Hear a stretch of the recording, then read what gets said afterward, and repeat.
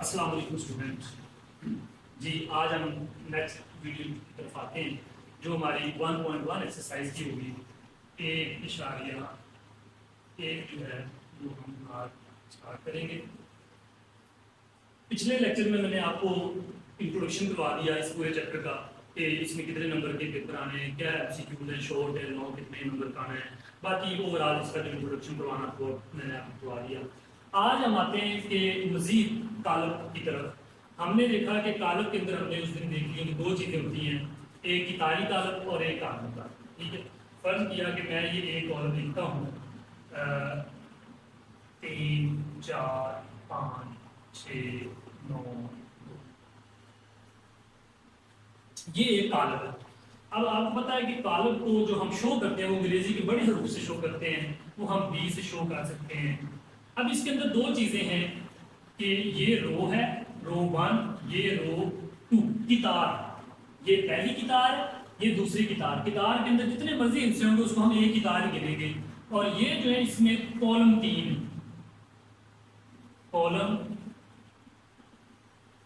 इसके अंदर 3, column 1, column 2, column 3। अब दो चीजें हैं कि एक कितारी होता है कॉलम और एक आलमी कॉलम होता है। कितारी कॉलम, कालमी कॉलम। कितारी कॉलम ऐसा कोई भी कॉलम जिसके अंदर सिर्फ और सिर्फ एक ही कितार हो उसको हम कितारी कॉलम बोलते हैं। जैसे 6 3 9, ये एक कितारी कॉलम, क्योंकि इसके अंदर एक ही कितार है। कॉलम चाहे इसके अंदर 3 है लेकिन कितार एक ही, हमने कितार को गिनना है, कॉलम को। अब अगली बात कालमी कॉलम, नाम से ही तारीफ का पता चल जाता है, नाम से शुरू हो जाता है कि कालमी कॉलम ऐसा कॉलम जिसमें एक ही कॉलम हो, कालमी कॉलम कहलाता है। मिसाल जब आप लिखोगे तो उसमें मिसाल आप लिख सकते हैं 3 2 5। कुछ बच्चे जो हैं वो मिसालें जो है वो किताब से ही याद करते हैं, किताब वाले को ही रटा लगाते हैं। हालांकि ऐसा नहीं, अगर बच्चा तारीफ अच्छे तरीके से याद कर ले, डेफिनेशन जब उसको याद होगी तो वो एग्जाम्पल जो अपने पास ही दे सकता है, किताब वाली याद करने की जरूरत नहीं है जी। तो नेक्स्ट हम देखते हैं कि कालम का मर्तबा क्या होता है। कालम का मर्तबा ये एक अलग चीज है, नई चीज, 2 नंबर की डेफिनेशन आती है कालम का मर्तबा। कितार को हम शो करते हैं m से, कॉलम को हम शो करते हैं n से। ये कॉलम का मर्तबा है। मेरे पास एक कॉलम है 3 4, इसका वो पूछ रहा है कि इसका जो मर्तबा बताएं। 3 और 4 जो कॉलम है इसका मर्तबा क्या है, तो मैं इसका मर्तबा क्या बताऊंगा। इसका जो फार्मूला है, मैथमेटिकल फार्मूला, वो ये है m/n। पहले कितारों की तादाद, फिर बाय लगाना है, फिर आगे कॉलमों की तादाद। तो इस कॉलम में आप देखें कि इस कॉलम के अंदर कितनी कितारें हैं, नजर आ रहा है एक कितार है, 1 बाय, आगे n कॉलमों की तादाद है, कॉलम कितने हैं 2, एक ये और एक ये, तो 2। तो ये हो गया कॉलम का मर्तबा 1/2। इसको हम पढ़ सकते हैं 1/2 कॉलम का मर्तबा है। इसी तरीके से मसावी कॉलम, अगली चीज आ गई एक मसावी कॉलम। मसावी कॉलम, मसावी का नाम ही हमें बता रहा है कि बराबर। मसावी का मतलब होता है बिल्कुल बराबर। बराबर का मतलब क्या है कि एक तो उनकी कितारें और कॉलम बराबर हों और दूसरा उनके मुतनाज़रा अरकान जो है वो बिल्कुल बराबर हों, तो उनको हम कह सकते हैं कि ये मसावी कॉलम। जैसे मिसाल के तौर पे 4 3 2 1, एक ये कॉलम है, इसको हम मसावी कॉलम,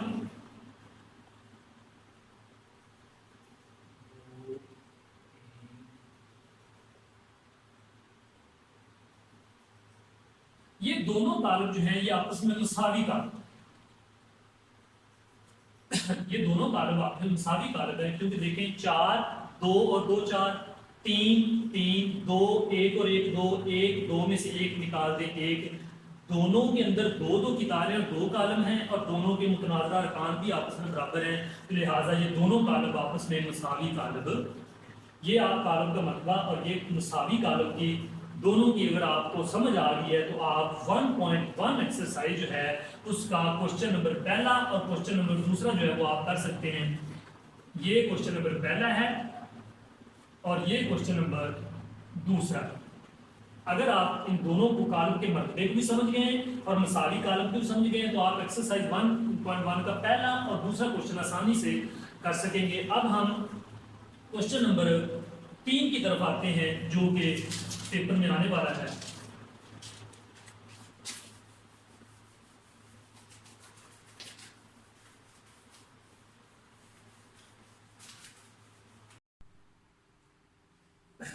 क्वेश्चन नंबर 3 हमारा है ए बी सी और डी की कीमतें नोट करें। लेकिन इस क्वेश्चन को करने से पहले कुछ चीज़ें ज़रूरी हैं जो आपको पूरी मैथ में ही काम आएंगी। वो ये है कि कुछ रिलेशन है, जैसे प्लस जो है, जब कोई भी रकम आपकी जो है वो मुसावी की एक साइड पे प्लस की होगी तो जब दूसरी साइड पे हो जाएगी तो वो माइनस की हो जाएगी, और अगर माइनस की है तो वो दूसरी साइड पे जाके प्लस की हो जाएगी। और अगर कोई चीज़ ज़रब की है तो वो तकसीम हो जाएगी और तकसीम जो है वो ज़रब की हो जाएगी।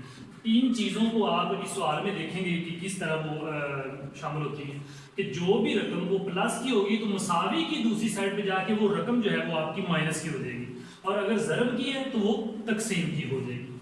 अब देखेंगे क्वेश्चन नंबर 3 हमारा ए बी सी और डी कीमतें मालूम करें। ए जमा सी, ए जमा 2b, सी माइनस 1, 4d माइनस 6 और बराबर इसके मुसावी जो दूसरा कॉलम वो हमारा 0 माइनस 7 3 2d। हमने क्या करना है कि पहली को पहली के बराबर, दूसरी को दूसरी के बराबर, हर टर्म जो होगी वो दूसरी के इक्वल आ जाएगी। जैसे हमारा फर्स्ट टर्म है ए जमा सी, तो ये पहली के बराबर है, जो दूसरा एलिमेंट है वो दूसरे के बराबर, जो तीसरा है वो तीसरे के बराबर, जो चौथा है वो चौथे के बराबर है, वो हमने लिख लिया। अब हमने चार हमारी जो है ना वो मसावात बन गई, चार इक्वेशन हमारी बन गई। हमने सबसे पहले उन दो इक्वेशन को उठाना है जिनमें से हम डायरेक्टली कीमत निकाल सकें, क्योंकि हमें नजर आ रहा है कि हम ए जमा सी में से डायरेक्टली कीमत नहीं निकाल सकते, क्योंकि हमारे दोनों वेरिएबल है, ए भी वेरिएबल है, सी भी वेरिएबल है। हमने क्या किया कि इक्वेशन नंबर 3 और 4 हमने पहले उठाई। क्यों? क्योंकि इसमें वेरिएबल एक है, हमने दो वाली लिखा, c minus 1 is equal to 3, c minus 1 is equal to 3। अब हमने इसमें से c का जवाब निकालना है, c का आंसर निकालना है। तो अंडरस्टूड चीज हमें नजर आ रही है कि हमें -1 जो है इस तरफ नहीं चाहिए, तो हम -1 को उठाएंगे और इसको दूसरी तरफ ले जाएंगे और वो हो जाएगा प्लस। ये देखिए, अगर कोई भी चीज मसावी की एक साइड पे माइनस होगी तो दूसरी साइड पे जाके जमा हो जाएगी, तो ये -1 दूसरी साइड पे जब गया तो वो जमा का हो गया, 3 और 1 4, हमारा सी का आंसर आ गया 4। इसी तरीके से हमने इक्वेशन नंबर 4 उठानी है, 4d minus 6 is equal to 2d। अब हमें नजर आ रहा है कि इसमें से हमने डी का जवाब निकालना, जो वेरिएबल डी है। तो हम क्या करेंगे, इसके तरीके दो हैं कि आप चाहे 4d को दूसरी तरफ ले जाएं, चाहे 2d को इस तरफ ले जाएं, तो आपकी मर्जी। लेकिन हम इसमें भी एक रूल है कि आपने कोशिश ये करनी है कि जो छोटी रकम है, जो छोटा हिस्सा है, उसको उठा के बड़े की तरफ लेके जाना है। तो 4d, ये 2d को उठाना है, इस तरफ लेके आना है, जमा का था इस तरफ आके माइनस का हो गया। -6 को उठाया, जब मुसावी की दूसरी तरफ घुमा के लेके गए तो वो माइनस था वो प्लस हो गया।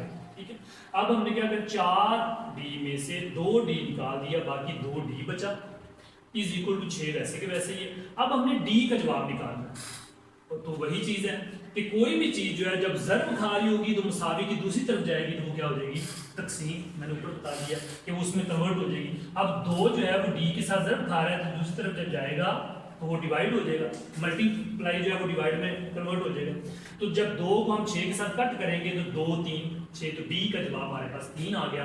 अब 2 जवाब हमारे पास आ गए। अब जो दो बाकी इक्वेशन बचती हैं जिनके अंदर वेरिएबल 2 इस्तेमाल हो रहे हैं उनको हम उठाएंगे। पहली मसावात हमने उठा ली, फर्स्ट a जमा c इज इक्वल टू 0। अब हमारे पास a और c में से हमने ढूंढना है कि अब तक हमने जवाब किसका निकाल लिया, तो हमने c का जवाब निकाल लिया 4। हम क्या करेंगे कि पहले हम c को उठाएंगे, मुसावी की दूसरी तरफ लेके जाएंगे, जमा का c था दूसरी तरफ जाके माइनस का हो गया। अब हम c की जगह पे c का जवाब पुट कर देंगे, 4 है तो वो 4 पुट कर दिया, a का जवाब -4 आ गया। अब हमारी नेक्स्ट इक्वेशन जो है वो a जमा 2b बराबर -7 है। अब हमें पता है कि हम b का जवाब निकालना चाहते हैं, जिसका जवाब हमने निकालना है, आंसर निकालना है, उसको वहीं पर रखना है। a को उठाया दूसरी तरफ लेके गए तो a किसमें हो गया, माइनस में। अब a का जवाब हमने पुट करना है, a का जवाब है -4। हमने सिर्फ a की जगह पे -4 रखना है, बाकी माइनस की अलामत वैसे लगेगी। अब 2b बराबर -7, और ये माइनस जब माइनस के साथ मल्टीप्लाई होगा तो नफी नफी जमा, ये भी चीजें आप ज़हन में रख लें। कि जब माइनस मल्टीप्लाई होगा माइनस के साथ तो वो जमा हो जाएगा, जब माइनस मल्टीप्लाई होगा जमा के साथ तो वो माइनस होगा, नफ़ी जमा नफ़ी, और जब जमा मल्टीप्लाई होगा जमा के साथ तो वो जमा ही रहेगा। मतलब दो हमारे पास प्लस आएंगे, सिर्फ माइनस उस सूरत में आएगा जब हमारे पास दोनों में से एक अलामत माइनस की होगी। तो हमें क्या करेंगे, -7 और ये नफ़ी नफ़ी जमा 4, जब -7 में जमा 4 निकाल दिए बाकी के -3, तो अब फिर दोबारा वही आ गया कि 2 जो है वो b के साथ हो रहा है मल्टीप्लाई, जो 2 b के साथ मल्टीप्लाई हो रहा है तो हम 2 को दूसरी तरफ जाके डिवाइड कर देंगे, -3/2 इसका जवाब आ जाएगा। अगर ये नहीं तो ये भी आप जवाब निकाल सकते हैं b का ही -1.5, ये भी आंसर। तो ये आपका क्वेश्चन नंबर 3 पूरा हो गया। इंशाल्लाह नेक्स्ट वीडियो में हम 1.2 जो है उसको स्टार्ट करेंगे, उसकी सारी चीज़ें जो है वो ओवरऑल डेफिनेशन और क्वेश्चन भी इंशाल्लाह करेंगे। इस तक